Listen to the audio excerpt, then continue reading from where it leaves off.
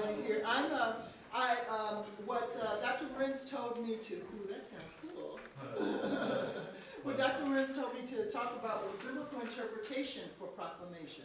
So I'm going to talk a little bit about that, and I'm going to pick up a little bit with the Hunger Games that I referenced. And so we're going to spend some more time in the Hunger Games. I'm going to show you a couple of non-Hunger Game videos, and then talk to you a little bit about what we've done wrong with biblical interpretation to invite you to do things better. And then my game plan is to open us up for questions. So we go until, all right, so I just want you to know if I were home, I would not have had lunch yet. I just want you to know what time it was when I got up and did your chapel. It was very early. So I wanted to approach this from the idea of biblical interpretation. But last night I asked you a question, what kind of people are we forming?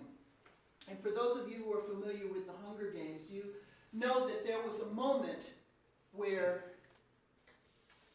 Katniss's district became a people, along with District 11, where, oh gosh, name blank, Rue was from. And so this moment became a moment of rebellion against the capital city.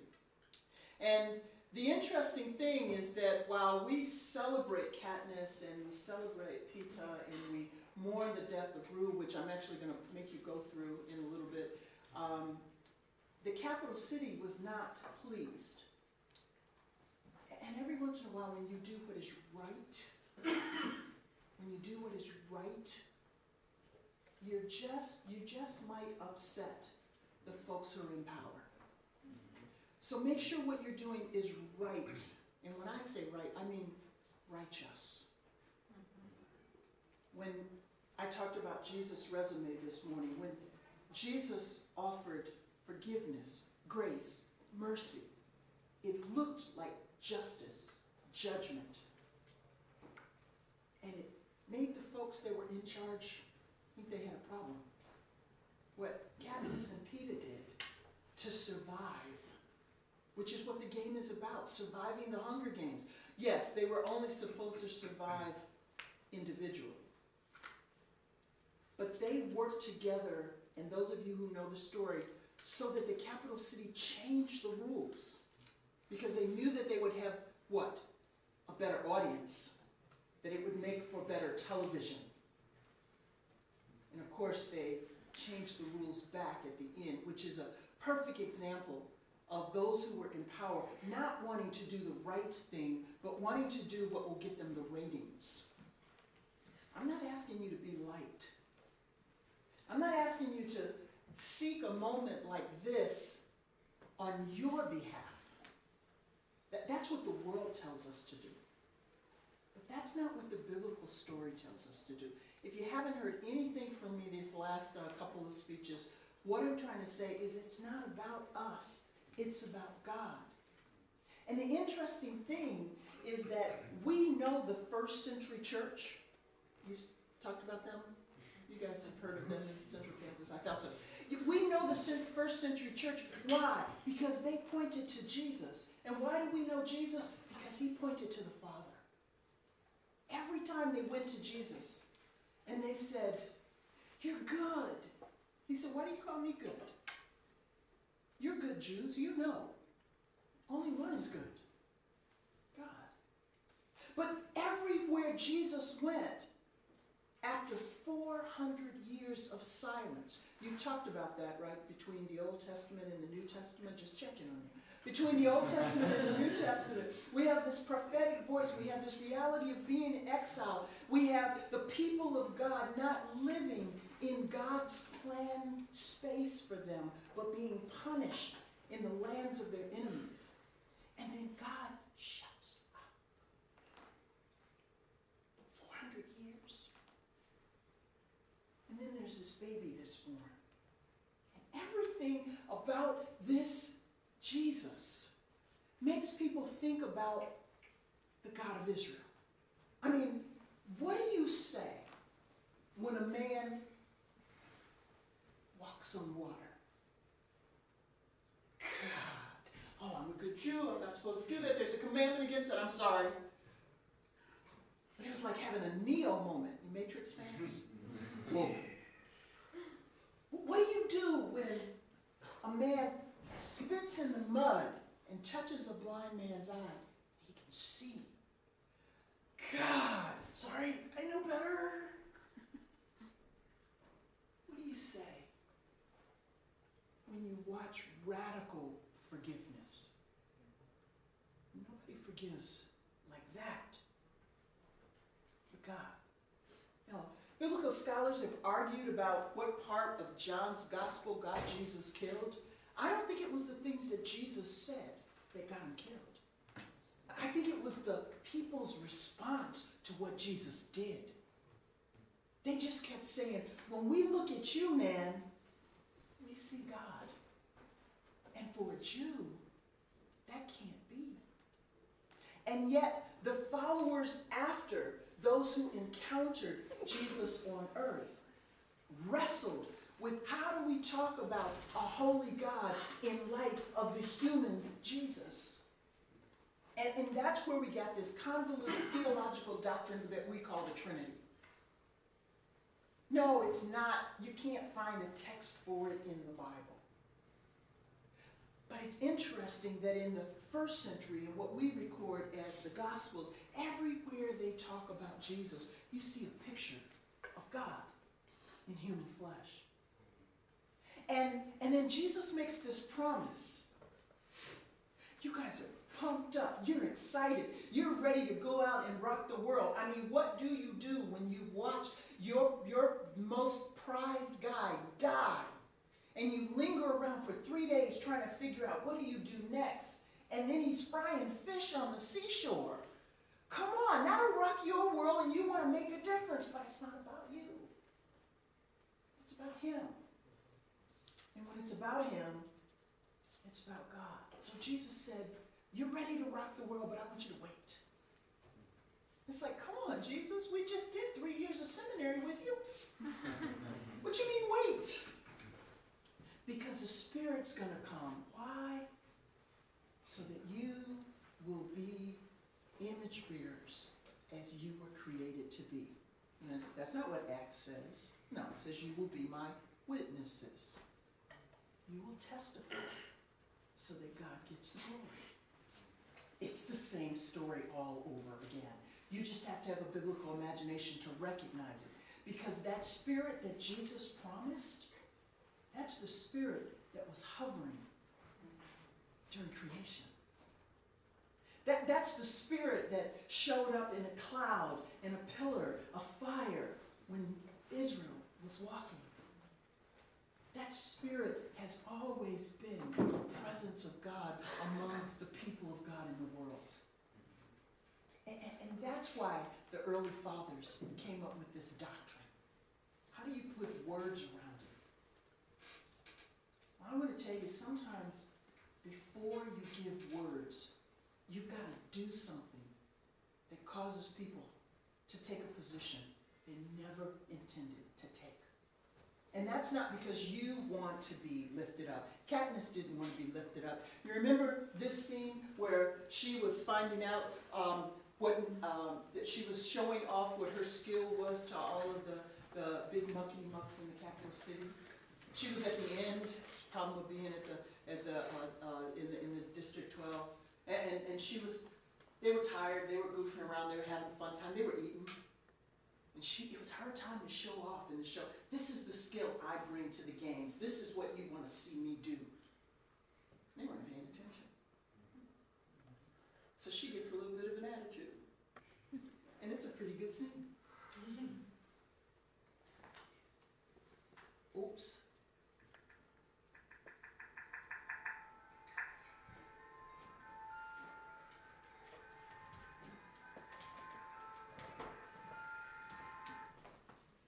Oops, forgot to turn it on.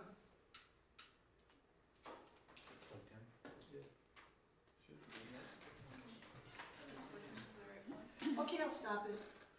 Though you can see it all over her face.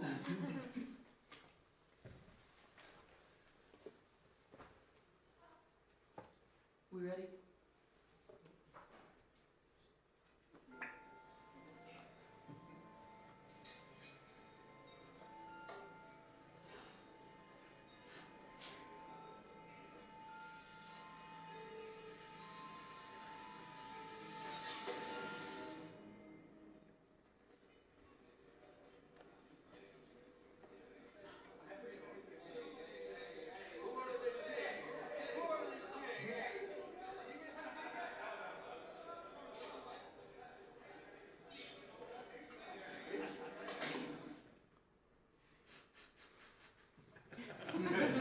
You think that got their attention?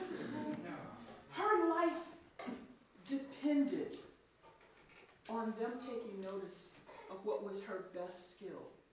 That wasn't about making a name for Katniss. She thought she was going to die at the games. She was going to try her best because she promised her sister she would. But she didn't think she was going to come alive. This wasn't about Katniss. This was about surviving the day. Well, there are different ways that we make names for ourselves. And there's a website that you can find called the Skit Guys. And they kind of draw our attention to the ways that we criticize others in what they bring together for worship. It's kind of interesting because Katniss, nor Jesus, was trying to get worship for themselves. The question is, why are you gathering together crowds? Why are people coming together in your name? Because if we're not careful, we wind up with idolatry.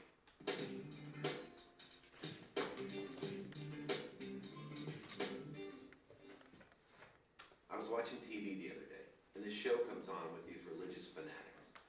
They were crazy. Well, you would think they were crazy if you didn't understand their culture and their religion. See, that's just the thing. They were worshipers of idols, and they took things to extremes. They painted their bodies. They wore these ridiculous costumes. They chanted, they danced, they made sacrifices to their idols. They had built these enormous temples to worship their idols in. It seemed like their entire existence climaxed into this one scenario, this one over-the-top act of worship. You don't really relate, do you? Let's try it again.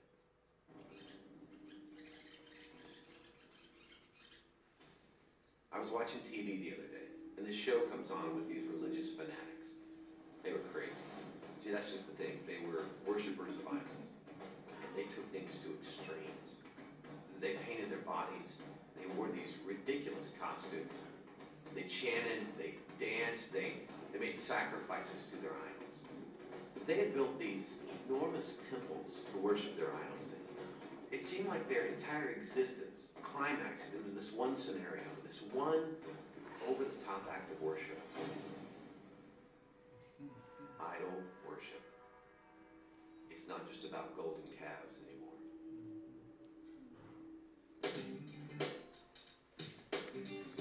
One of the interesting things I think that happens when you read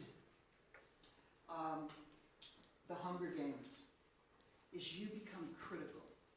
The book makes you critical of this celebrity enterprise. It makes you critical of the way that they can transform their bodies so that they can remove all of their scars and they can make them beautiful again, that they can put you on the right kind of diet so that you are the right size, which is a whole lot about what we do. We have the capacity to transform our bodies, to make us not what we were born to be, through surgery, through dyeing our hair, through painting our bodies with tattoos. Now, I don't know whose toes I'm stepping on. I'm just saying, that's just the reality. I ain't judging you. I'm scared of needles, so no chance for me. But we have that capacity. And because we have that capacity, we've allowed the world to tell us we're not good enough. That's what the world is saying. Look at the commercials. You're not good enough. You're not sexy enough unless you drive this car or use this toothpaste. You're not good enough unless you buy this product or have this particular frequent flyer miles or use this particular credit card. It's the same sense of not being satisfied with ourselves that Suzanne Collins draws up in the capital city. And what we do in California, where we have a sidewalk that salutes all the celebrities, that's exactly what she did with Katniss and Peeta and the other children as they prepared for the games. She made them celebrities. Do you know what's interesting? It's when you watch the movie, you forget all the criticism. And you begin to root for Katniss and for Peeta. You become that capital city audience or the district back home. And no longer are you an outsider critiquing the whole of Suzanne Collins' story. In the movie, we become participants, just like that. I taught this book before the movie came out, and some of my students went to see the movie, and some of them said they walked out because there were people that were cheering when children were being killed. If you remember, I said yesterday, that's why Suzanne Collins wrote this in the first place. Channel surfing, reality TV, real war, violence where real people were losing their lives. And yet, the movie produced a willingness to cheer at the death of a child. Well, the skit guys point that out for us. We talk about idolatry. And we've been drawn into this culture, this context, and don't even recognize it until it's spelled out for us with the same words, but with different characters. And I think the opening lines to the Fellowship of the Rings is very true. The world has changed. You can feel it in the air. You can taste it in the water. Much that once was has been forgotten, for no one lived who remembered. History became legend, and legend became myth. There are a great lot of people that think that that is what has happened to the biblical story. Just a myth. It's just a legend. Because no one lives who remembers. So the worst thing that can happen to a church is for you to be living on your grandparents' faith. For you to be in a church where God hasn't shown up in a long time. I actually heard a pastor from San Diego, was pastor of a mega church, and he said one Sunday morning he had stopped at the gas station on his way to church, and he was filling up, and he said there was this Hispanic man in a truck, and he was filling up, and he looked over at the pastor, not knowing who he was, and he said, "You gotta go to church with me." And the pastor thought, "Oh, I love that kind of evangelism. I wish I could get my people to be that excited about Sunday morning." He said, "Thank you, sir, but I've got my own church to go to." And he said, "No, you don't understand. You got to go to church with me." And he said, "Oh, this guy is good."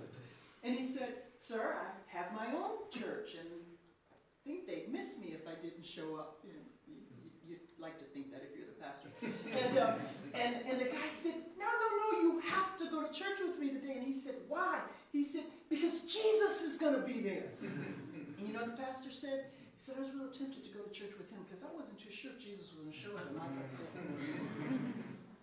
When you go to church on Sunday morning, do you expect, really, that Jesus is going to be there?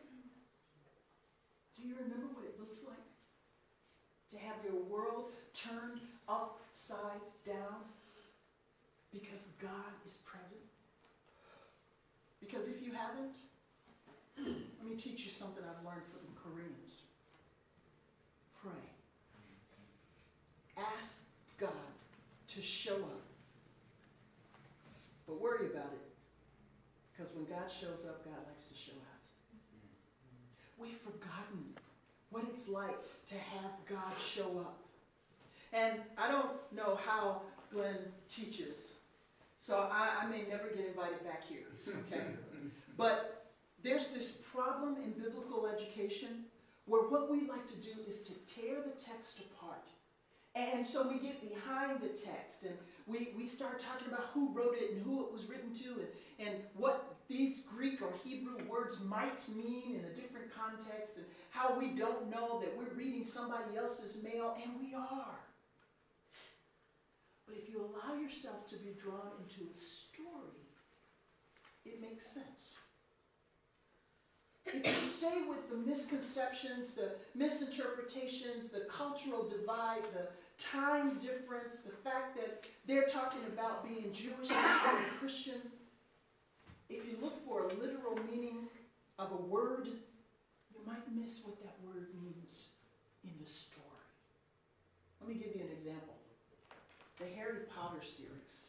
A whole bunch of Christians were really mad at that series. Why? Because Harry Potter was a witch. So they read he was a witch, and this is what they did. They stopped allowing this narrative to catch them up. And they said, I know what a witch is.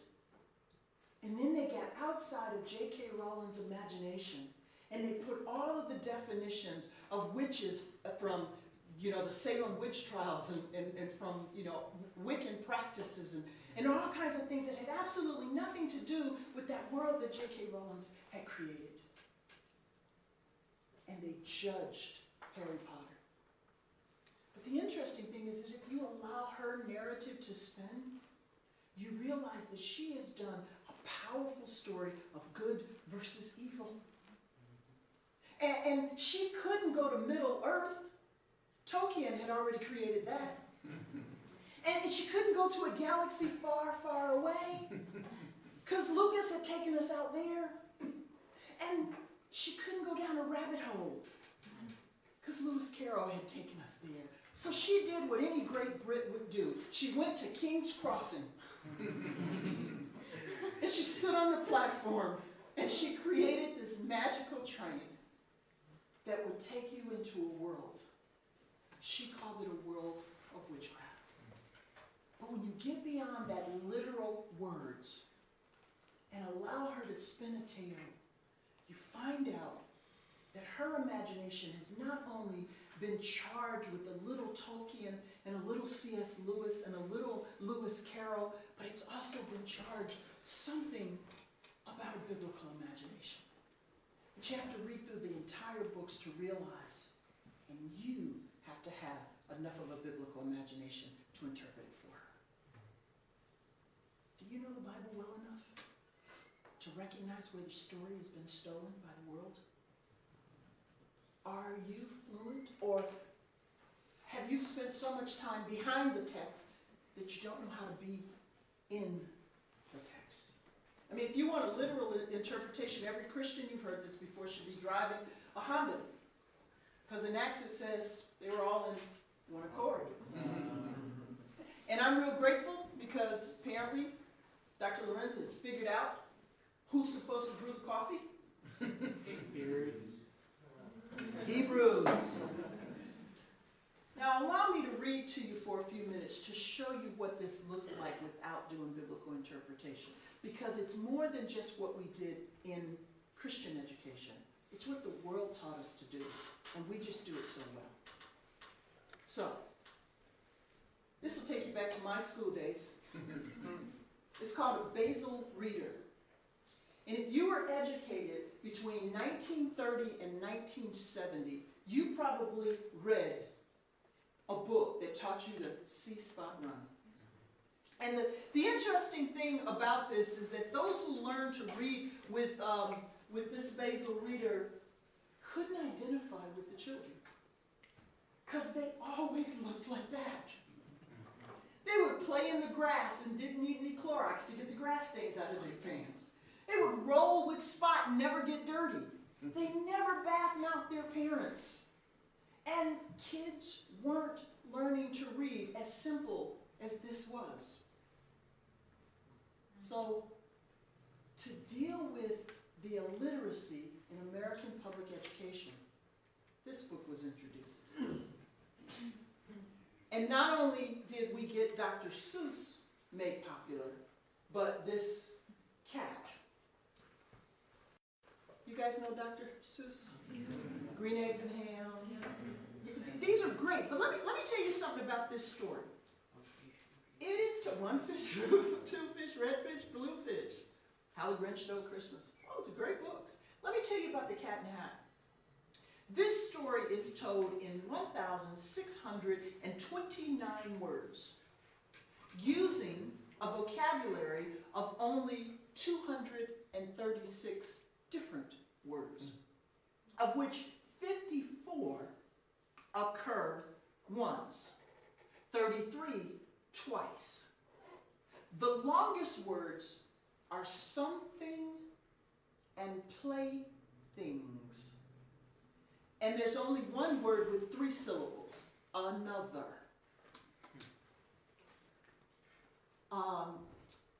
14 have 2 syllables, and the remaining 221 are monosyllabic. Interesting, huh? It would not be interesting if that was how I introduced you to Dr. Seuss. If instead of giving you the Cat in the Hat and one fish, two fish, red fish, blue fish, and How the Grinch Stole Christmas and Green Eggs and Ham, I started telling you there are 1,629 words in this book, you're like, really? But that's what we do when we take what we learn in biblical interpretation class, in biblical exegesis class, and try to take that out on the street. Folks aren't interested in the Hebrew and the Greek. They're still trying to work with English. But there's a story that's being told. How did we get to this problem? Well, Shane Hips suggests that the way we got to this problem was because of the invention of the printing press. I just did that so you know I'm the same person that couldn't talk last night. This is what we got with the printing press. We got this beautiful, ordered, down the center, and the structures of our worship facilities changed. You see that?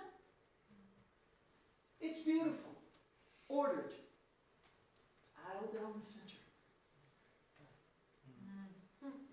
I think he's on to something. Because more than just doing that, what we began to do was we began to make everything linear, categorized. And we began to do things in progression. And so he says we become what we behold. And so the gospel stopped being the story of God's creation being redeemed as demonstrated by Jesus Christ, and started being facts in linear form. Apologize for your sins, believe Jesus, go to heaven when you die. The problem is, how do you live when your life is in a box like that? I remember when I was teaching at a college, or chaplain at a college, I was using this little model that we had. It was a train track. And it said that our faith was connected to the engine of facts. The idolatry of the modern Enlightenment, science, reason. And so the Christian church adopted this and said, facts are what we're holding to. And so I was having this conversation because the power of this is that our faith is attached to a fact and not to feelings, but you don't need a caboose to run a train. And if you get the caboose of feelings, good on you. But if you lock your faith into the fact, you got it going on. You don't need the feelings. So, it's all right to be a girl and once a month to have an attitude, because that feeling isn't how you girls got that. Guys, you think about that. Ask your mothers, your sisters, or your girlfriends later. And you're not attached to these feelings.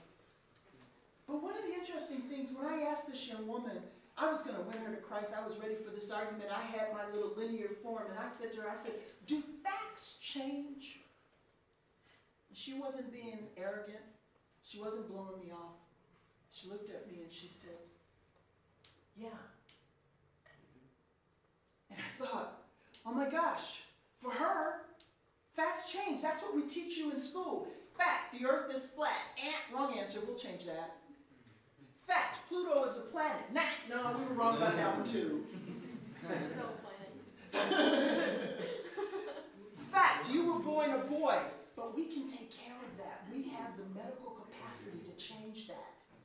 Do facts change? For her, they did. For you, they do.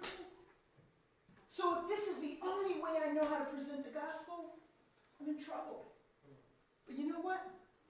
Before the idolatry of modernity and science and reason, there was this story. And since we become what we behold, it's important for us to realize we're not merely looking at the right answer. We're listening for the right story to narrate our lives. So when you're done getting the right interpretation, when you're done understanding the cultural context, when you're understanding who wrote it and why they wrote it to this group, see how that experience speaks to our experience. It's interesting. I've been reading a book called Reading Scripture Through Western Eyes.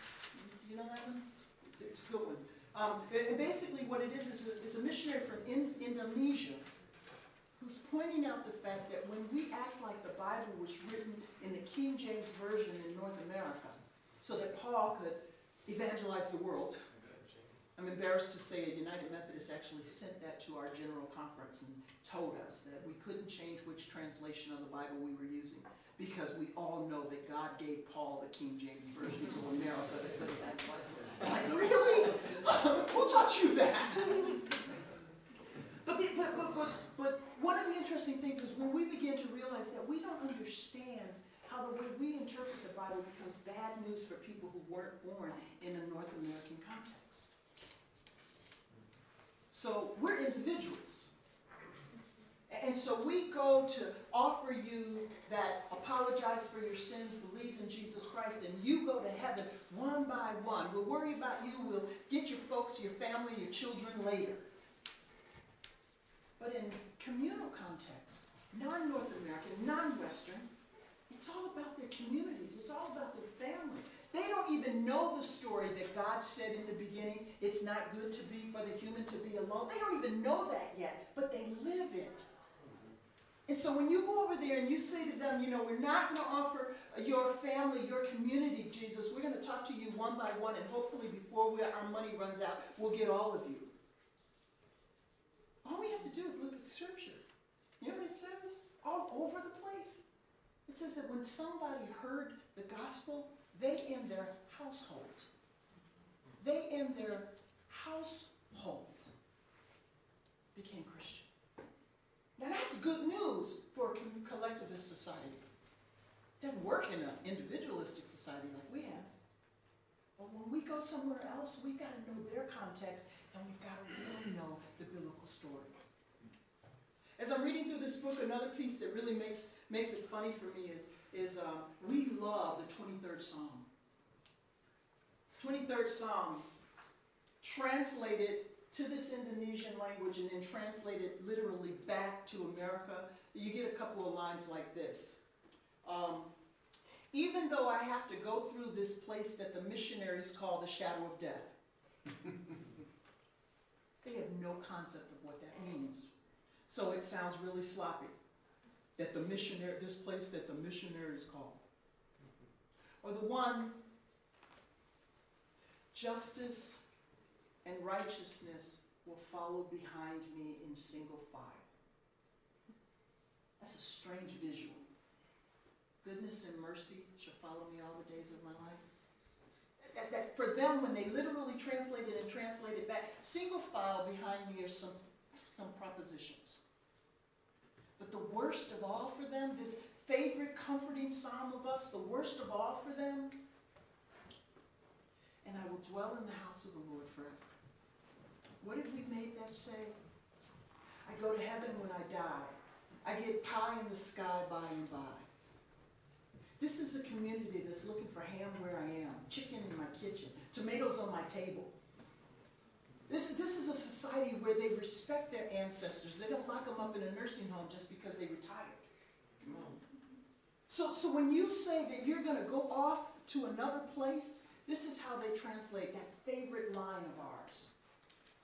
That this justice and kindness will walk single file behind me until I go away and my people forget who I am. In a place where they respect their elders. That's bad news. But it's interesting because we don't have to explain it that way. Our explanations must explicitly subject any idea to the claims of Jesus Christ and the reign of God. That's what we're about. It's helping people understand that God has not given up on that creation project. See, our good news doesn't begin with the fall. It doesn't begin with I'm a sinner. It begins with there is a God. And this God is good. And this God is great. And this God hasn't given up on the world. And when you say that, that's good news. And even though we walked out of the story, God's been editing it to narrate us back in. If we're willing to stop taking it as propositions and rules and to be able to say, what happens if I read this from page to page? You know what the problem with the Hunger Games book and the Hunger Games movie is? In order to take a story and put it into a 115-minute movie, you've got to take propositions. And Oswald Chambers says it, we preach and teach the effects of redemption in human life rather than the revelation regarding Jesus. The result in those who listen, it's not new birth. It's a refined spiritual culture. It's not the presence of God transforming our lives. It's a culture that's awkward and closed. And so he says, we teachers have to see that we are in such living sympathy with God that as we proclaim his truth, he can create in souls the things which God alone can do. We can't do it. And it's not our job to do it. We don't have to be Walt Disney. We just have to get a job at Disney World. That's a whole lot easier. So, here's a commercial you may have seen on television. As a United Methodist, I was embarrassed because I really wish that this was ours.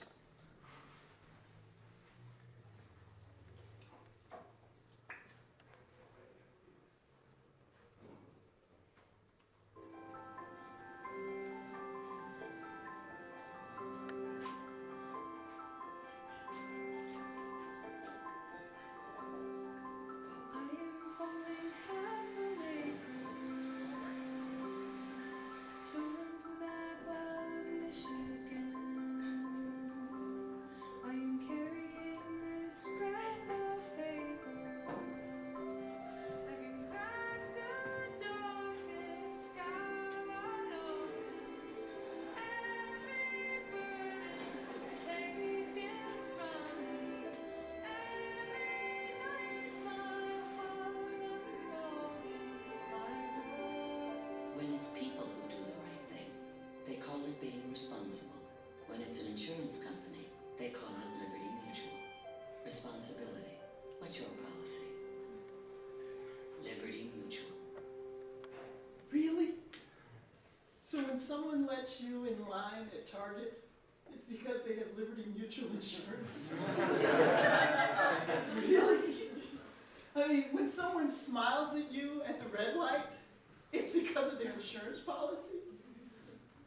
What I said this morning is true. It's what makes us do things for people that the world would call not self-serving, that the world would call peculiar, is because we keep hearing the story about a God who keeps forgiving us and giving us a chance to get up and try it again. So we have to tell the world that this kind of good, this kind of care, this kind of concern is because of the story that is told about Jesus Christ. It is a countercultural story. It is not the story that you see in the world. So let's go back to the Hunger Games. The Hunger Games, I said to you last night, gives us a world of child punishment where the adults are helpless, where there's celebrity entertainment, and where there's real starvation. Real starvation. Not, I miss lunch, my stomach is growling. But I haven't had a meal in a long time. That scene where Katniss and Peeta actually interact with one another for the first time. Where she is ready to give up because she's just about dead. And he risked getting beat up by his mom to give a piece of bread that he purposely burnt so he could throw it away. A generous act that got him in all kinds of trouble. It was life-giving for her. And what did she do? She didn't gobble it up right then and there because she thought she was about to die. She took it home and her family had a feast on a loaf of bread. What happens for you when you want something and you get it? Do you remember your family, your community, your friends? Or do you hoard it for yourself? It's interesting that in a book that is non-theistic, there's some real Christian values that are communicated. But we get a different story in Scripture. A radically different story. Because instead of children being punished, we get a child that is a promise. The story of the coming Messiah, the birth of Jesus, and the transformation of the world because God raised him from the dead is a promise fulfilled. I struggle every once in a while with when we make the story not about God being faithful.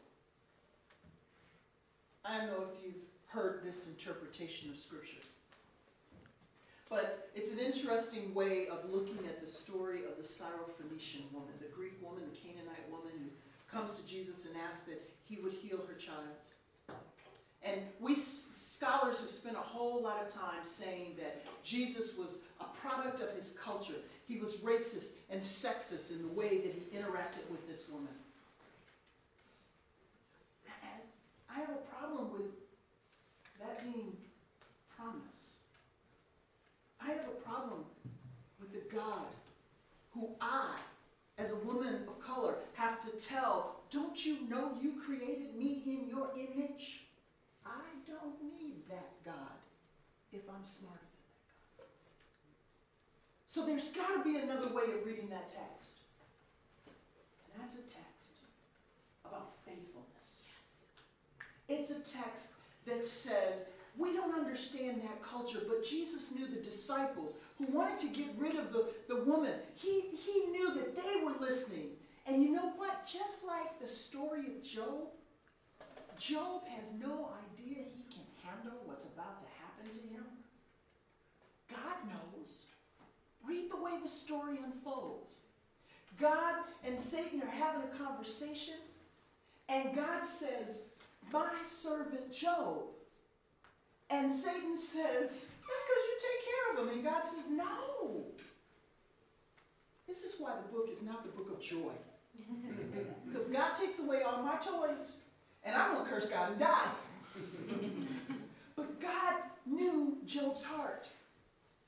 And that's why we have that narrative. And Jesus knew this woman's heart. We like the parts that say Jesus knew what the Pharisees were thinking, what they were really, the lawyers that came to him. Jesus knew what this woman was thinking. How do I know that? Because of the other passages. They don't have to tell me in this passage. I'm reading the whole story. So when Jesus says to this woman, now I only came for Israel, the disciples think, no, this is Jesus taking care of the homeboys. But this is Jesus saying God is faithful. And the woman tells that part of the narrative. She says, I know. But when you Jews finally get it right, we Gentiles are going to be blessed. The dogs get the crumbs that fall from the table. And the crumbs are all right for us. Because when God made that promise to Abraham, the father of your faith, years ago, he made it on behalf of all of those people that were scattered in Genesis 11. In the beginning, when God created humanity, and we walked out on this story, and God said, in their idolatry, I'm going to separate them into linguistic, which became cultural groups. He said, I'm going to preserve my story with the children of Abraham and Sarah, who didn't have any children, by the way. Israel was not chosen. They were created. And what happens? God says, I'm going to make of you a nation by which all those other people groups will be blessed. And somehow or another, this Canaanite woman knew that story. So if God had said, you know what, I'm tired. If Jesus had said, you know, I'm tired. I'm done with the Jews. They just aren't getting it. Come on, I've seen your faith, lady. Me and you are going to start a Gentile movement. The first thing that would have been interpreted in that is God gave up on the promise he made to David, the promise he made to Abraham, the promise he made to Adam and Eve. That story is about God's faithfulness that comes through the promise of a child that we know as Jesus Christ. In the Hunger Games, we have adult hopelessness.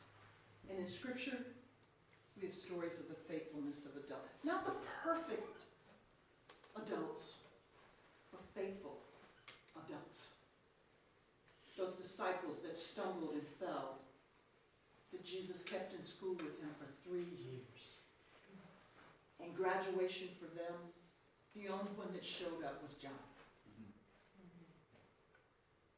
But when Jesus rose from the dead, he called them individually and said, you are faithful. Be faithful. I believe in you. You stumbled, you fell, you let go of the side of the crib and fell over. If you weren't here last night, somebody can explain that to you. And I believe you can walk. In fact, I know you can run. You know, we like to tell the story of Thomas. Call him doubting. You probably heard this a couple of weeks ago. Comes right after Easter Sunday. You know what Thomas asked for? He asked for what the other guys had experienced. He wasn't there. They'd seen Jesus. They'd experienced Jesus. And Thomas said, that's what I need. I need exactly the experience of God that you've had. And that's why I said, if your church is leaning on your grandparents' faith, you need to pray that God shows up again. Because you have the right to be a Thomas who says, we need in this generation to experience the inbreaking of the power and presence of God, just like God showed up for those previous generations. And that's how the church remains alive. God doesn't have grandchildren. And so I dare you to pray for him to show up in your life. You don't have to have been there the first time. God will show up for you like he did for Thomas. And make you faithful. Adults are faithful in God's story. In the Hunger Games, we have celebrity entertainment, but in Scripture, we have responsibility. That's where the Liberty Mutual commercial got it right. When I say religious responsibility, I don't mean that in the sense of what religion are you. How many of you play an instrument? Okay, did your mother or your teacher ever say to you, I want you to practice this religiously? Okay, they did not mean for you to learn how to play How Great Thou Art on the bass, on the drums. They meant they wanted you to regularly practice. That's what I mean when I say religious responsibility. I mean for you to have a habit that becomes a habit because of practice. That's interesting. We like to talk about Amish grace and Amish forgiveness. After a man went, was it 7 years ago now, and killed those kids in that Amish schoolhouse out in Pennsylvania. And immediately, they forgave him. Went to his wife, offered forgiveness. And the rest of the world, we're going, we haven't forgiven the terrorists that flew into the Twin Towers. How do they do that? And there's some scholars in Messiah College who've written a book called Amish Grace, and they talk about the practice of forgiveness. And what's interesting is, I heard one of them describe it this way. When you teach a child to brush their teeth, you don't teach them to brush their teeth because of the principle that you know is going to get in their 3-year-old head. This is important for the health of your teeth. And you don't say to them, this is going to make you a better person because your breath won't stink. The kid is like, that doesn't mean anything to me. I'm 3 years old. I'm adorable. When I walk in the room, all attention turns on me. I can shut adults up. You know? But what do you mean? But we teach our kids to brush their teeth, right? Before they know how to put the toothpaste and find their teeth. Sometimes before they even have enough teeth in their mouth to put the toothpaste on. We get them in the practice. And they get into the habit before they believe the principle. And then one day, they go to the dentist and they have one cavity. And all of a sudden, they're like, I am brushing my teeth for the rest of my life. Or better yet, they enter middle school. And they found out, if my breath smells like minty fresh, the people will be my friend. I can get a girlfriend or a boyfriend. It started because they had the practice before they understood the principle. So there are things we practice in the church. Liturgies, worship services, where from the call to worship in a gathering of the gathered assembly of the people of God, to the scattering of the people at the end of the service, where we are blessed to go into the world and be a glimpse of God. That service is a short dramatization of the story of God. So the best worship is when the call to worship, the opening prayer, the songs all tell the story of us coming together, being in the presence of God, hearing from God, and saying one more time, yes. And that yes doesn't mean I'm going to stay here where it's safe.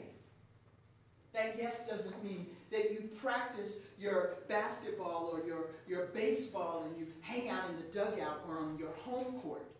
You practice so that you can bring in a visiting team and whip their tails. You don't win wars in the barracks. You don't win games in the dugout. You have to go out in the field.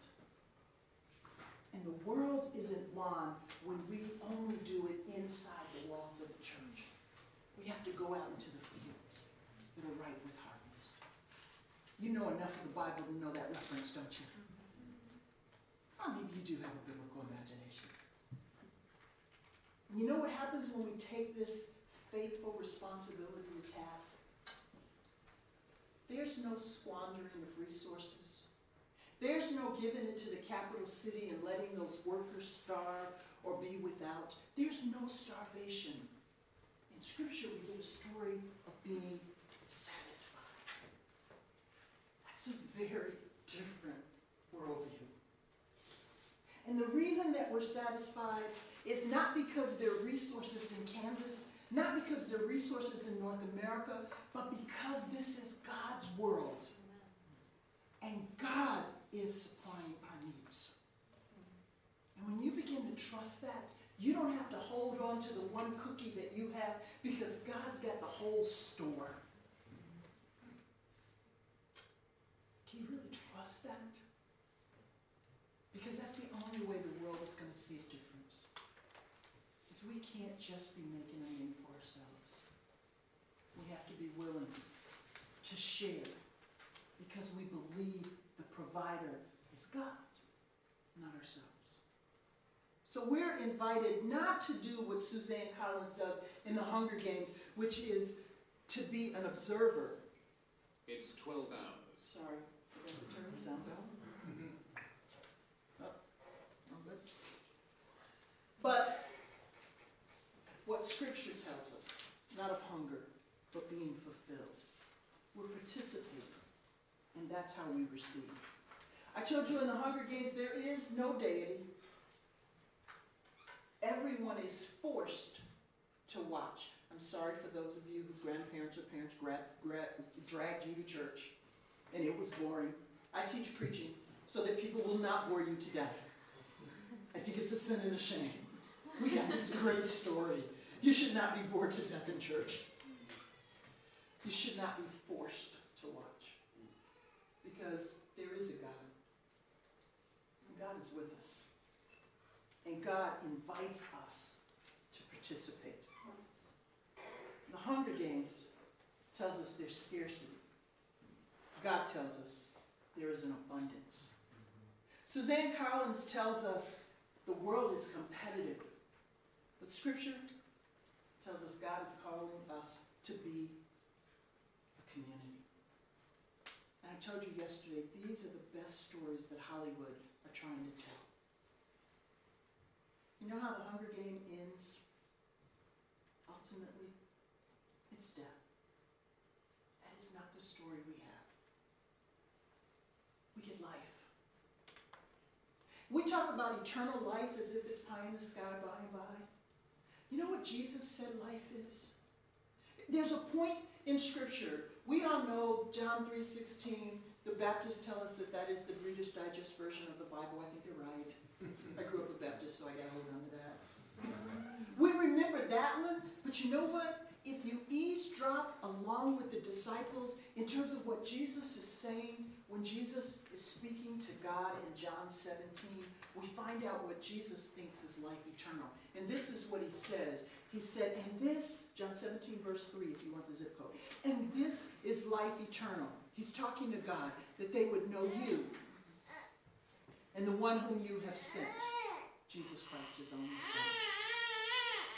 This is life eternal. Hey, how you doing? It's okay. I told you I like babies.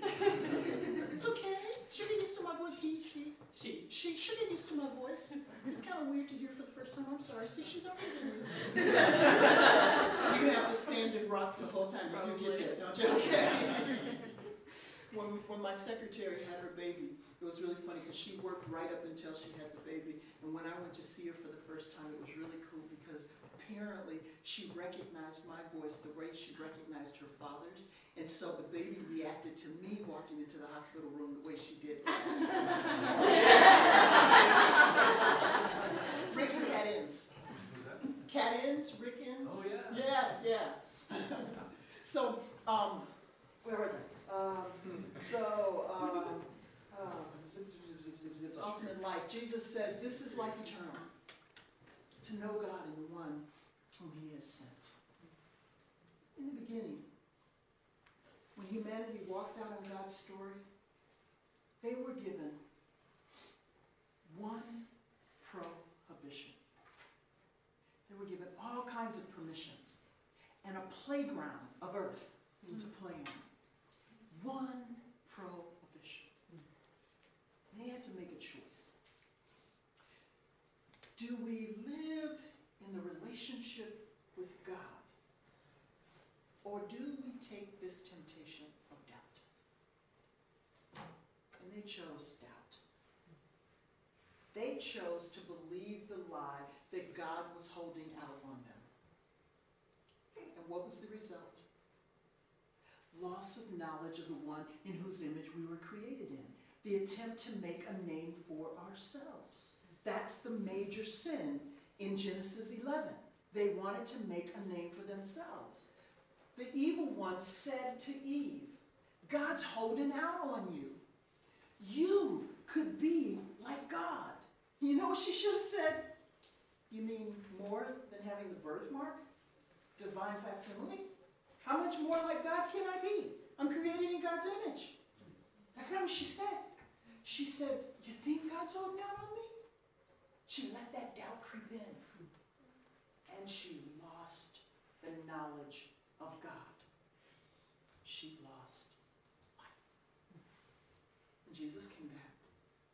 And in his prayer, he said, this is life, to know you. So when given the same temptation in the wilderness, Jesus was asked by the evil one, you want to make a name for yourself? He said, no, I'm here to make a name for God. What in the wilderness Jesus is offered is everything that his life and rejection and death are going to give him. Everyone's going to bow down and worship you. I'm going to feed all of your desires. And Jesus says, God's got it under control. Adam and Eve could have made the same response. But God didn't give up on them. Because God has never given up on this creation project to form a community with which he so evidently abides. So I ask you, what kind of people are we forming? How are they coming together? I don't know if you usually give a break. Do you usually give a break? This might be a good time to give a break. I'm going to take you through the death of Rue when we come back. But let's take 5. Stretch, breathe. So I asked you at the beginning, what kind of people are you forming? And I said that Katniss did not form this community by being an excellent marksman. It was because of her offering of grace and mercy. It was a countercultural response. And she started a rebellion not by starting a rebellion. And the interesting thing is that President Snow is all messed up because the only way he knows how to operate is to assume that folks are out to get him. And that's not what Katniss is trying to do. They're simply trying to live. But when we think of living in the terms of the way Jesus talks about life eternal, when we say we're simply trying to live, it doesn't mean survive, it means thrive. As those who know the Father and the one whom he has sent. That's a different kind of life. So, what is the action that got folks to move? It was this one.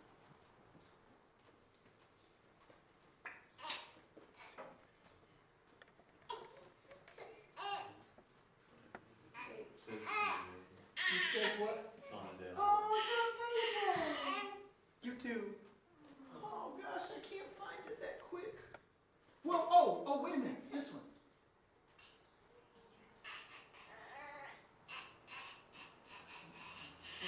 Where's the button? Right there. There wasn't a button. It's there, though, right? Yeah. Yep.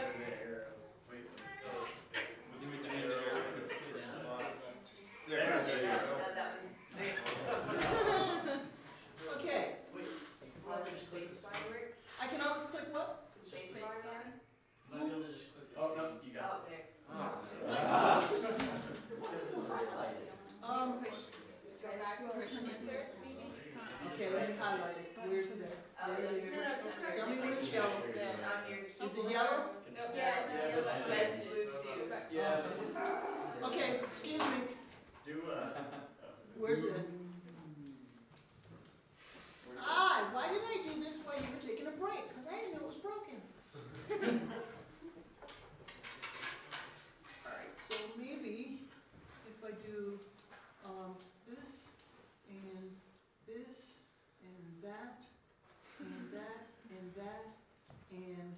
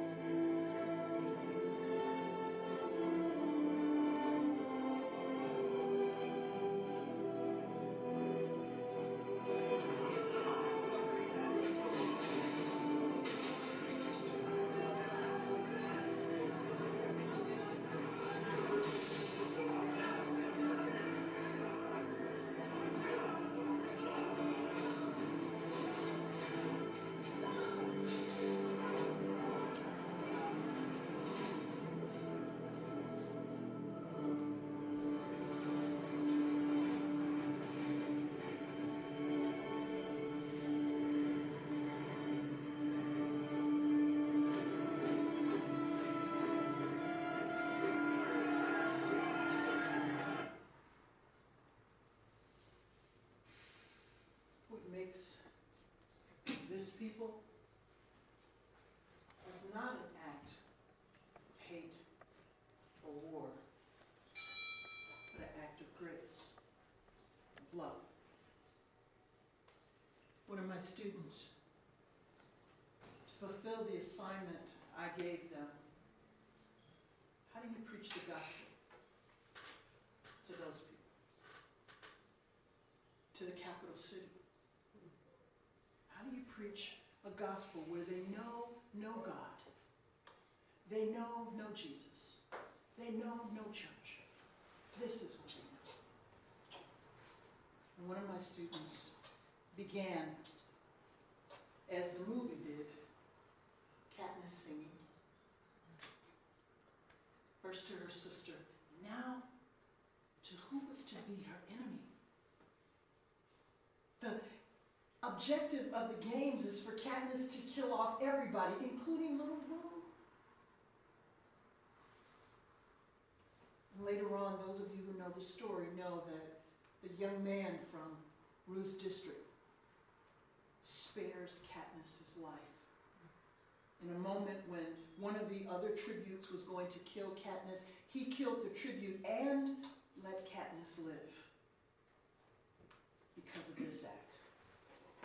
A bond being formed among enemies, not because of winning a war, but because of demonstrating love.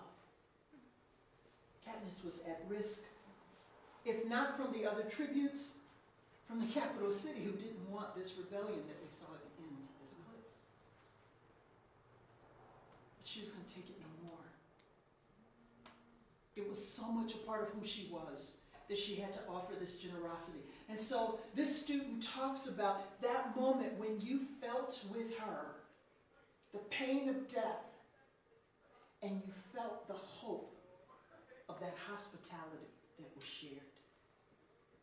And he said, let me introduce you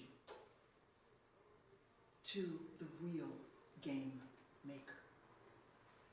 Not the capital city who have created this corrupt game, but to the creator of all that is. And using a metaphor you will not find in the Bible, but that made all kinds of sense to this world that Suzanne Collins had created. He told the story of the God of Abraham, Isaac, and Jacob, the God who is Jesus calls Father, the God who raised Jesus from the dead.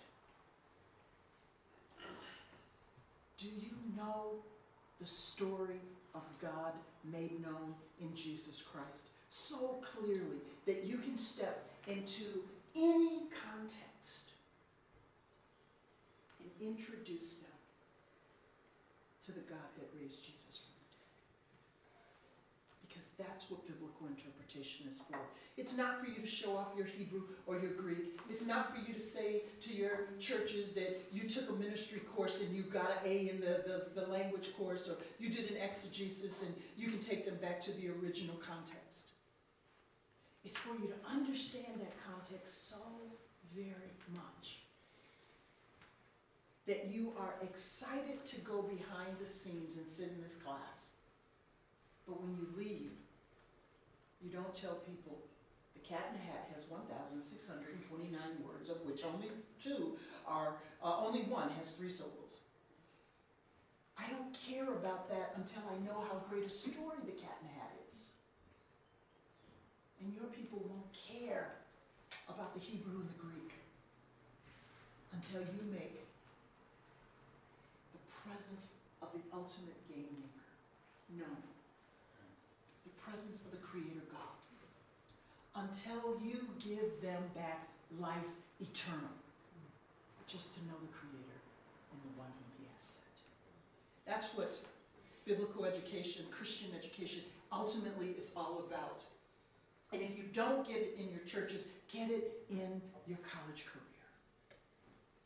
Because what the world needs is that story. Suzanne Collins can't give it to us. Suzanne Collins makes us participants in the capital city. She worked on the movie version. A lot of authors write a book, sell the rights, and let Hollywood do what they want. She works in the industry. And she lives in Connecticut, actually outside of Newtown. And I would like the opportunity to talk with her to find out why she chose to go the route that she went. Maybe one day I'll be able to tell you. But what I know from the 3 books that she's written and the 1 movie and looking forward to the 2nd is that she doesn't have the story that we have. A story that moves to ultimate life, to everyone being fulfilled. She tells the story of starvation, of death, because that's the only story the world knows. So I understand that some of you are going to have to leave. Oh, actually, I didn't give you any time. It took longer than I thought it was going to take. So I'm going to save this last clip for the end.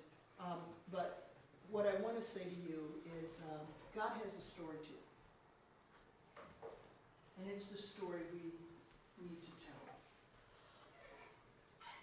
And one more story, and then I'll open it up for questions. You know the story of Cain and Abel? A lot of scholars have asked the question, how come God was so mean to Cain? God was just mean, arbitrary, playing tricks. And I know it's the beginning of the book, but I've read Hunger Games a couple of times. I've seen the movie a couple of times. I know what the end is going to be. We know the story of Genesis through the story of the resurrection.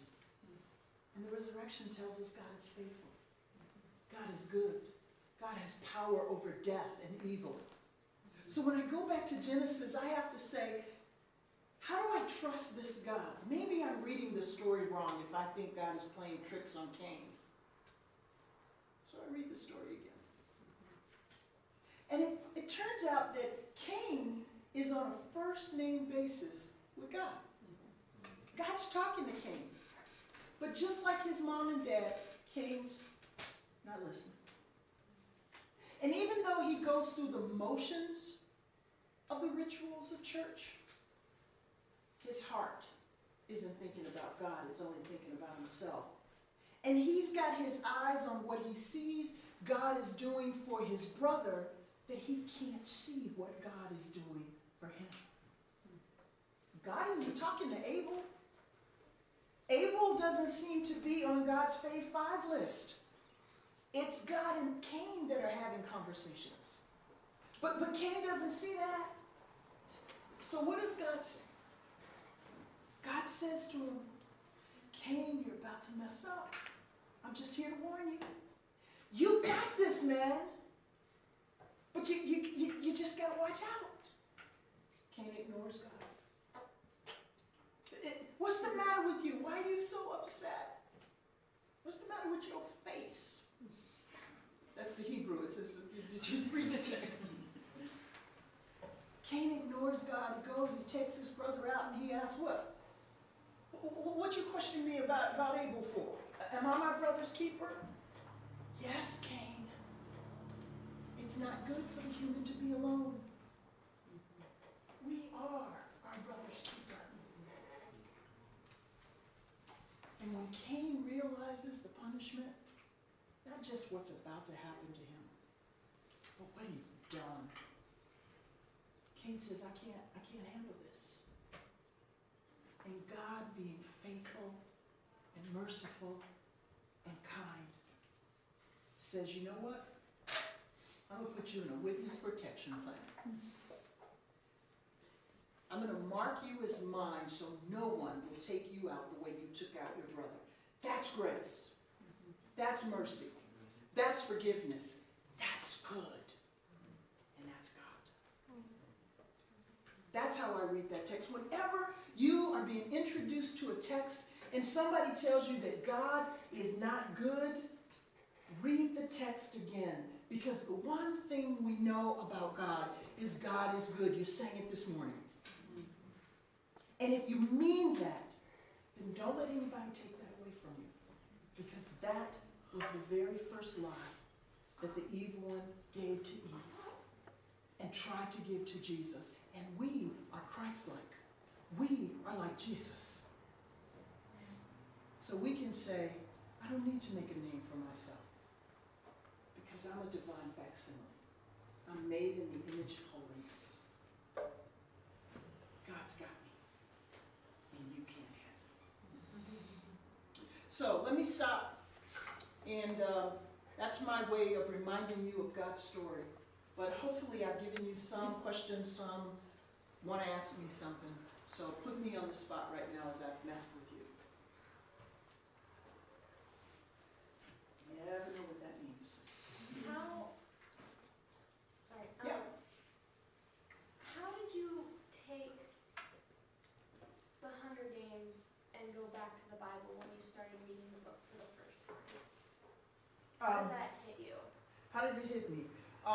Let's see. When I read the book for the first time, one of the things I was struck with was the fact that there's no God in it.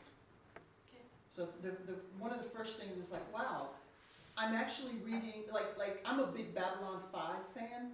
You know Babylon 5? Yeah. It came out in the 90s, I think, and so I got it all on YouTube, iTunes, and I watch it over and over again. And there's all kinds of religious stuff in most of the science fiction. Either it's trying to say we can't trust religion, or it's trying to create some type of religion.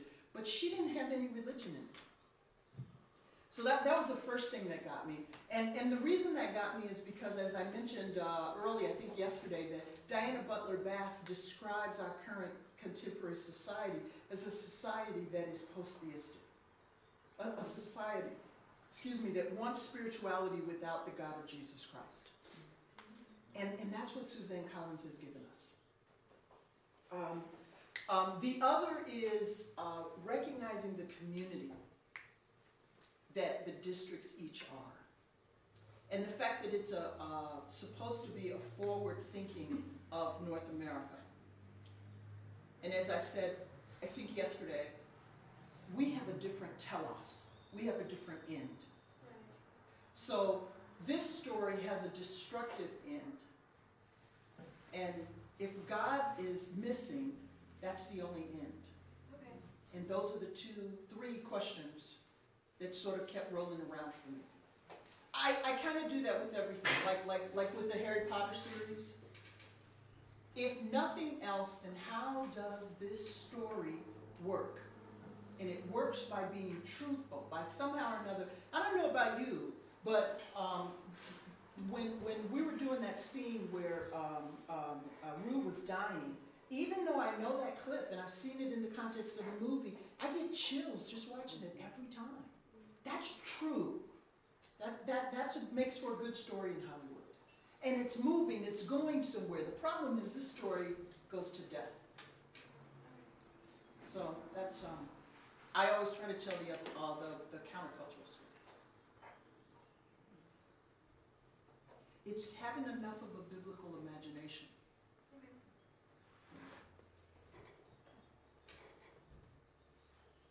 I think you said last night something about every 500 years or so we see some kind of upheaval. Yeah. What do you see happening now that makes you think that we're in the midst of that? What is described as the emergent church, the question of whether or not we're losing denominations, the question of whether or not we can do religion without the God of Jesus Christ. The research that Diana Butler Bass is working with is the same research that a guy by the name of, gosh, I can't call his name. The name of the book is Bad Religion. Ross Douthat is his name. And they both take the same research. Douthat comes out and basically says a theistic answer. He reads it through what we would call a conservative lens. Diana Butler Bass actually reads it through a liberal lens. And she basically says that we might be into this spiritual reality without a theism. And she says that means something for those of us who are Jewish, Muslim, and Christian, but it also means that other people might be finding a way to have spiritual lives too. I land more with Ross Douthat than I do with Diana Butler in that, but what Phyllis Tickle points out is that this has been going on over and over again. And so the way it looks right now is denominations. This generation is a little less likely to be denominationally affiliated. As I said, I think last night, people describe themselves as none in terms of affiliation or non-denominational. And historically, denominations were actually ethnically and culturally derived. So you wind up with the Dutch Reformed Church. You wind up with German Lutheran Church. So you wind up with these different cultural, ethnic divisions that happened right around the Protestant Reformation. We don't live in that. I mean, I suspect if I took the time to ask many of you what your national background was, you'd all tell me you were American. And I'd ask you what were your great-grandparents, and then you'd go, I don't know, Scottish, Italian, Dutch. And you start doing this soupy kind of thing, you know. And so we don't think about that here. We're North Americans, you know. But those denominations, so when you stop having an ethnically defined denomination, you wind up having a church that doesn't have to be divided that way. And that's a different way of looking at what's happening right now as opposed to thinking of the demise of a church, which some people think of. But it's what Phyllis Tickle calls this cleaning out the attic. And for me, I don't have to call myself a United Methodist. I do have to call myself a follower of Jesus Christ by the power of the Holy Spirit so that the world knows the Creator God. You can give me any label you want for that, but that's who I am. Thanks for that. So I have a question. We were talking about the big question, like what kind of people are we forming? You know, what are we forming? So do you have any insight on, in the context of story, what our responsibility to social media is? What our responsibility to, especially this younger, junior high. I mean, we kind of hit most of us here, I think, probably hit right at the beginning of it. You know, I remember Facebook really got big in high school. That's when they really blew up. But you know, those kids that are younger than us, junior high, high school, now they're being formed by that. Yeah. So how do we take story? How do we introduce story to that conversation? And how do we begin forming those younger than us and those people that we're going to be ministering to? I'm going to start in the political realm. The problem with Facebook and tweets is out of context, you can say all kinds of horrible things. The bullying you guys went through, which was a little worse than the bullying I went through, doesn't touch the bullying that this younger generation is going through. Why? Because a kid can tweet something and everybody in your school knows that. When I was in school, it was just kids in my class. And then it got around the school because their brothers and sisters knew, you know. But right now, those out of context one-liners are devastating, folks, okay? And one of the ways is for us to be able to, maybe with your younger siblings, or maybe with the friends of your younger siblings. I usually say this to parents. I always say to parents, I say, don't be friends on Facebook with your kid, be friends with their friends. You know, because then you know what your kid is saying, but you're not really in their world. Well, with your younger siblings or your cousins or something like that, for you to be online and to say when they look like they're going down the wrong road, to private message them, to take them aside and say, you know, that's a joke because you and he are good friends. But everybody in the world has access to this, and they don't know that you meant that as a joke. That can be really hurtful. And that's where you begin to tell stories to put the tweets back in a context. And the truth is, this is going to get old soon. It's going to get old soon. Whenever somebody comes to you and tells you that they feel bullied, that's not a one-liner. That's an invitation for you to say, tell me your story. Why do you feel bullied? Who's bullying you? What's going on? Those are parts of the narrative. So we can't live in a tweet world. And so those of us who know that have to be able to pull those one-liners back into a story. Yes? What do you think about the fights between the districts? Do you think that represents anything? I've heard some things about that. What have you heard? That it could be a prophetic statement about Christianity versus non-Christians. Because it's non-theistic, I think it's about people against people. I think it's about nation against nation. I think it's about people in the urban area against people in the rural areas. I think it's about Duke against UNC.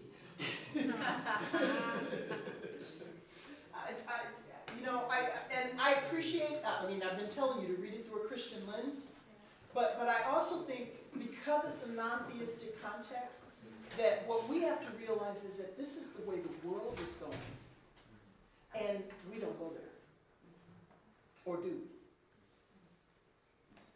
Something that I found very interesting in terms of talking about tweets and how dangerous the world it is, that scene I showed you of Ruth's death got a whole bunch of people very angry at the movie who said they wouldn't go see the movie because they could not believe that Ruth was black. There was a whole internet thing There was. about, is this something you saw it? It was so big, and it made me so mad, because in the book, it says she is of darkened skin. And it was just like, really? You're gonna do this to a girl? I mean, she's probably, what, 13 in real age? Yeah. You're gonna do this to a 13-year-old, make it a big deal that she's black, you know, and she's in a movie? And they ruined say, the movie for yeah. me. yeah, well, no, it's That's just what he like, said. You ruined the movie. and it's just like, wait a minute. You say you're not racist, but yet you're gonna go out and say that? That was ridiculous. And it was big. It was huge. It was everywhere. It was. So I mean, that's how you get folks. And the interesting thing is you find out, yeah, we're in the world. So sometimes you find out what Christians believe. But you find out what the world believes. And my question for you is whether or not you are part of a community that has been formed that is peculiar. That's different. And as I said to the faculty at lunchtime, dealing with racial reconciliation, it's not politically correct.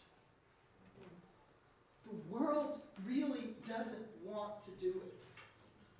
The only way it happened in the first place was a Baptist preacher had a dream that looked a whole lot like God's kingdom visions.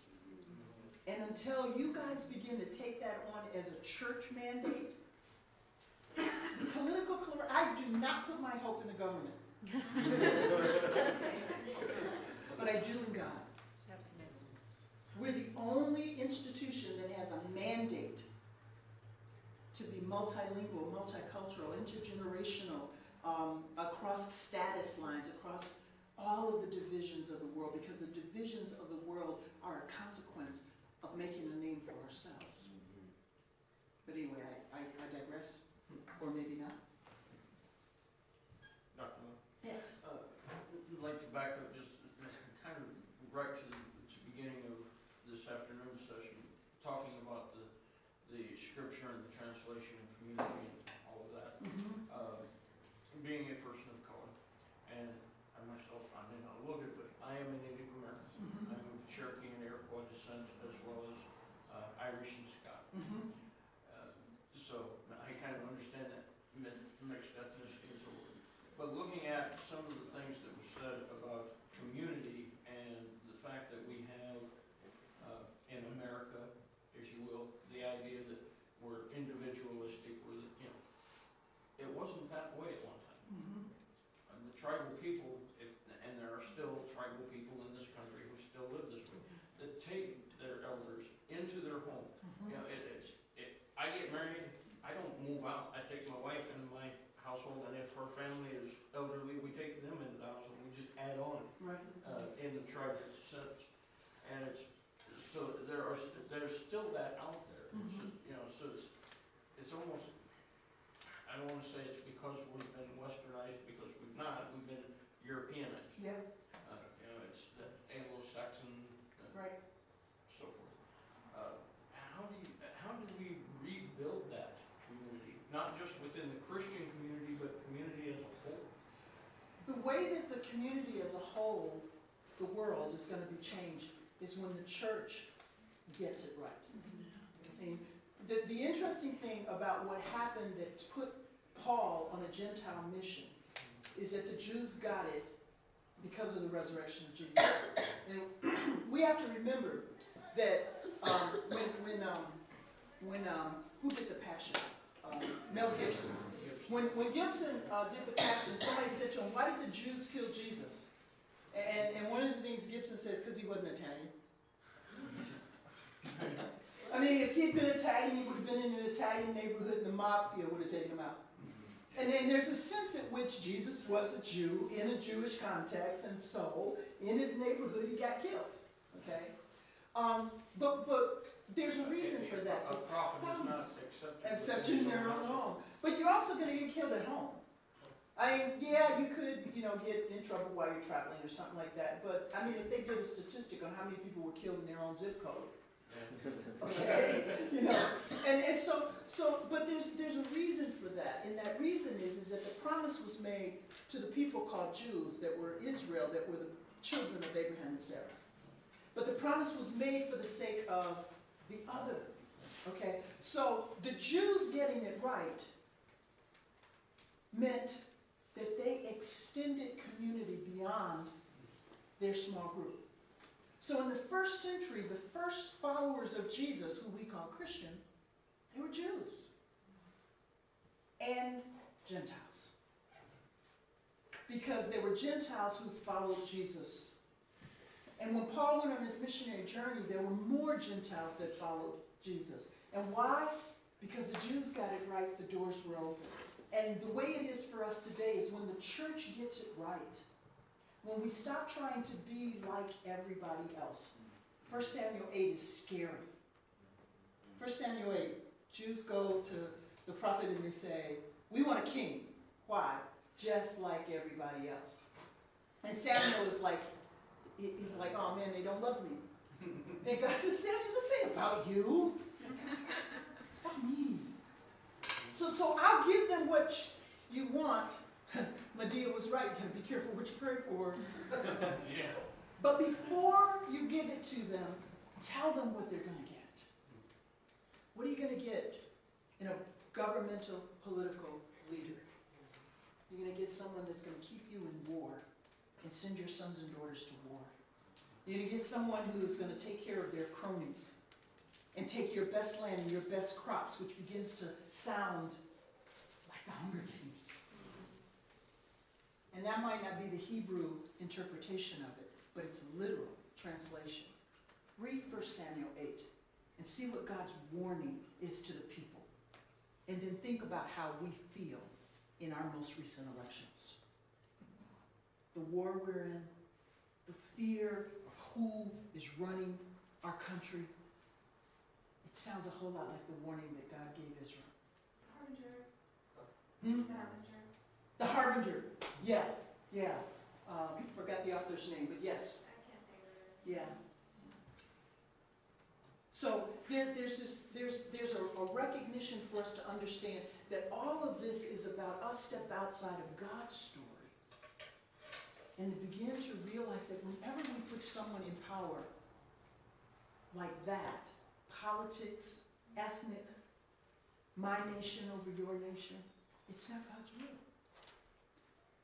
And so we've got to tell a story that says that what God is doing for me is the same thing that God is doing in Kenya and in Korea. And what we've got to understand,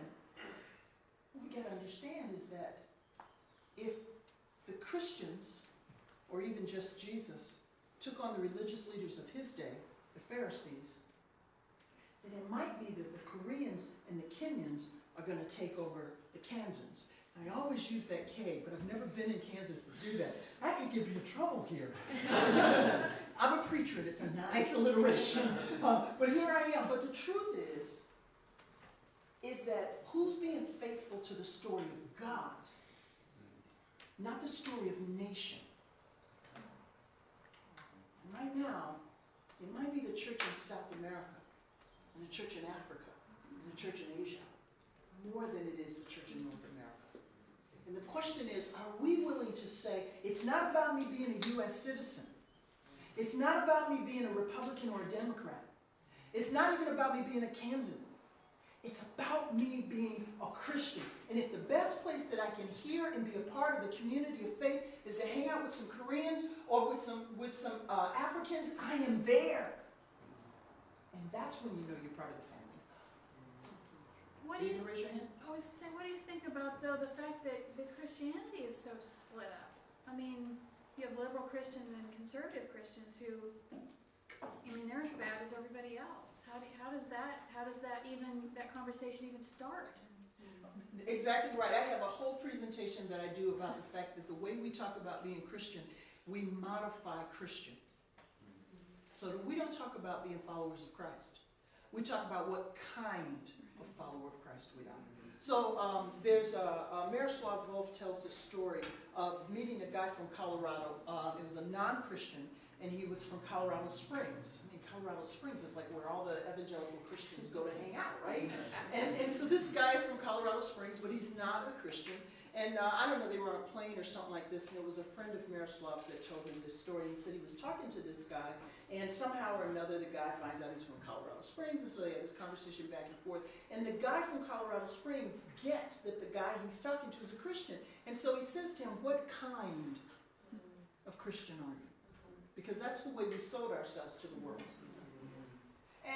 And the guy was kind of put off by that. He hadn't thought about the kind. What modifies my Christianity? My Christianity modifies my life. And so he said, well, I guess if you have to label it, I would be an evangelical Christian. And the guy from Colorado Springs said, no, you're not. And the guy was like, what do you mean? And he said, because you talk about Jesus. Guy in Colorado Springs, hang around evangelical Christians, and he hadn't heard the story of Jesus. Heard about politics, he heard about conservatives and liberal, but he hadn't heard the story of Jesus. And because this guy talked about Jesus, this guy said, nah, evangelicals don't talk about Jesus. So Miroslav Volf wrote this article, I think it was for Christianity, for Christian Century, and he called it Jesus Left Behind. I don't want you to think of me as a black Christian. I don't want you to think of me of a conservative or a liberal Christian. I want you to think of me as a Christian. Christian is what modifies my life. And one of the places where it's got to begin is we've got to be willing, like Jesus, to have the people on the left and the people on the right angry with us. We've got to be willing to have folks that are in the Republican Party just as angry at our politics as folks in the Democratic Party. We've got to be willing to have conservatives as mad as us as liberals are. And you know where that's going to come? That's going to come down when we stand a straight line and say that it's all about God. It's not about my nation. It's not about my bank account. It's not about, the only thing it's about God made known in Jesus Christ by the power of the Holy Spirit. And folks, that's not easy. That's part of the attic being cleaned out.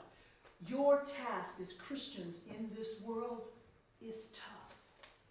Because you don't have the luxury of simply saying, I'm conservative, I'm Methodist, I don't know, whatever your modifiers are.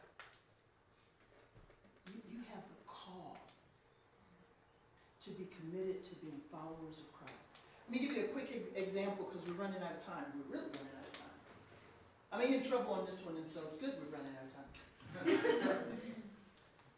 So it's been a very interesting fact for me, for most folks that are against abortion are for capital punishment. I told you I was going to be in trouble with this one. And they call it pro-life. You know what the problem with that is? The argument that the people who are pro-choice use for wanting to end the life of this baby is, I want this kind of life for myself. This is the wrong time, and it would mess up my world to have this child now. And why do we believe in capital punishment? It would mess up my world to have that evil person's life living in my backyard. It's the same argument. But if we believe in the transforming power of God, then we might risk finding out that if we trust to make a difference in individual lives so that there are fewer folks that wind up on death row. And the ones that wind up on death row find us praying for them, not against them. Then maybe they might say, really? Do you know what I did? What's the best example for that? Amish grace. A community of people who practice forgiveness and never had to forgive at the level that we watched them do nationally. But they practice forgiveness over and over and over again. When that man went in that schoolhouse and shut up those children, the only response they knew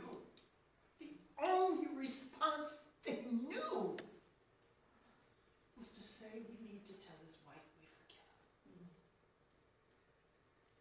You know, it's interesting. I was at Duke on the 10th anniversary of 9/11. And the previous dean of Duke Divinity School, Greg Jones, has done a lot of work on forgiveness. And he was invited to go out to Pennsylvania and to talk with the Amish about forgiveness. And he said he felt like such a, you know, it's like, I just write about it. You guys are living it. What am I talking to you for? But it was very interesting because we were celebrating the 10th anniversary of 9/11. And they were celebrating the 5th or the 6th anniversary of that awful event. And the lectionary text in every denomination, Catholic, Revised, Episcopal, the lectionary text were stories of forgiveness for the Sunday around September 11, 2011. 10th anniversary. If you followed the lectionary, you had to tell the story of how many times do we forgive Jesus? 70 times 7. Till you practice it until you just do it.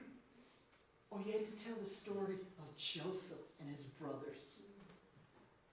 I don't know, but I think there's something to know that every Christian should have had the opportunity, if they followed the lectionary, the text of the people of God. And the lectionary has a lot of problems. I could talk about that on its own. But if you follow the lectionary, on the 10th anniversary of the worst thing that happened to us, and that's not just my opinion, that's what the world thinks. You know, people I was with, 2 weeks after 9/11, I was with folks from all over the world, folks from Afghanistan, women from Afghanistan and women from Africa, and they were saying, you know, this is our world. We live in this kind of destruction all the time, but the world changed for us because America's supposed to be safe.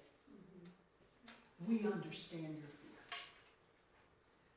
But the interesting thing is that 10 years after that, every Christian should have heard the story of forgiveness. Do we want to hear that? Do we want to practice what the Bible really teaches us? Because, see, I can put on a certain political hat. I can put on a certain geographic hat. I can put on a certain ethnic hat. I can put on a certain denominational hat. And I don't have to be Christian. I can modify. And the challenge for us is, can you forgive your enemies? You can. But the God who raised Jesus from the dead will send his Spirit to you and make a difference in your life, so that you can provide the world a glimpse of God's good. And when you do that, the world will be safe for our children. Hear this. Is the truth. If we turn things upside down, we can't expect goodness to win in the world.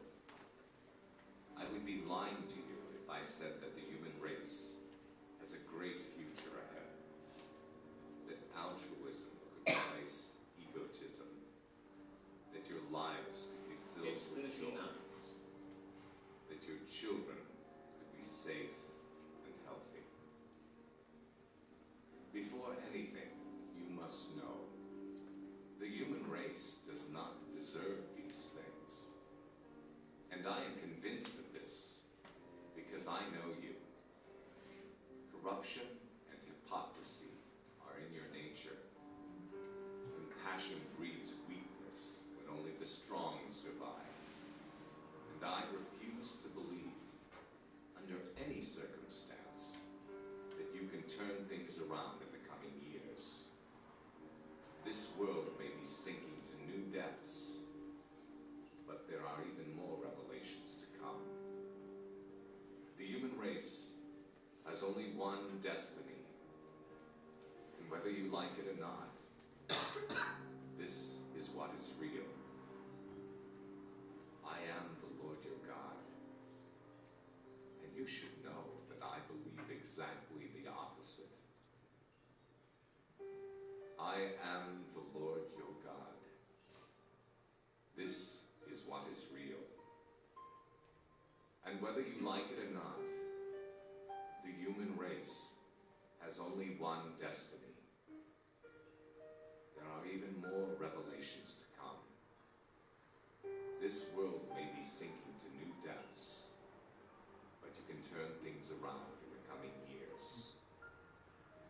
I refuse to believe, under any circumstances, that compassion breeds weakness, but only the strong survive, and corruption and hypocrisy are in your nature.